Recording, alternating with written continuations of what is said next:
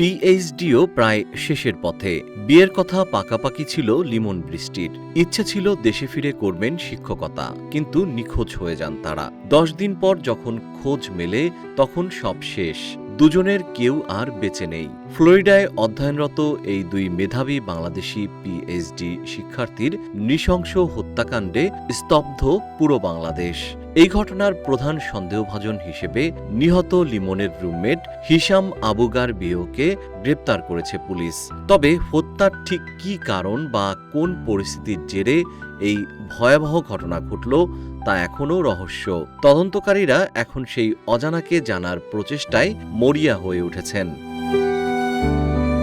প্রাথমিক তদন্তে পাওয়া আলামত বিশ্লেষণ করে মনে করা হচ্ছে এটি পরিকল্পিত কোনো হত্যাকাণ্ড নয়, বরং হুট করে ঘটে যাওয়া কোনো ঝগড়া বা উত্তেজনার কারণে ঘটতে পারে।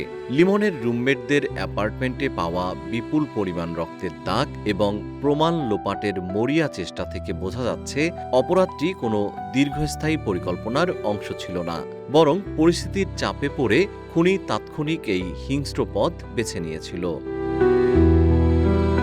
সাবেক এক এফবিআই এজেন্টের বিশ্লেষণে উঠে এসেছে এই হত্যাকাণ্ডের এক গুরুত্বপূর্ণ দিক। তার মতে, অপরাধের আলামত যেভাবে ছড়িয়ে ছিটিয়েছিল তা কোনো পেশাদার অপরাধীর কাজের ধরন নয়, বরং এটি হিশামের মানসিক অস্থিরতার একটি চরম পর্যায় হতে পারে। হিশামের অতীতের অপরাধমূলক কর্মকাণ্ড, পারিবারিক সুরক্ষা নিষেধাজ্ঞার আদেশ এবং তার সহিংস মেজাজ এই ধারণাকেই জোরালো করছে যে সে আবেগ নিয়ন্ত্রণ করতে অক্ষম ছিল।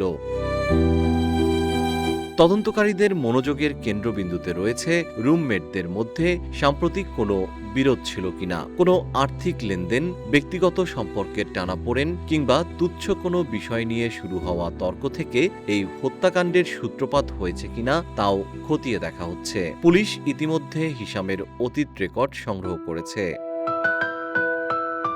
তবে রহস্যের একটি বড় অংশে জুড়ে রয়েছে নাহিদা বৃষ্টির মরদেহ।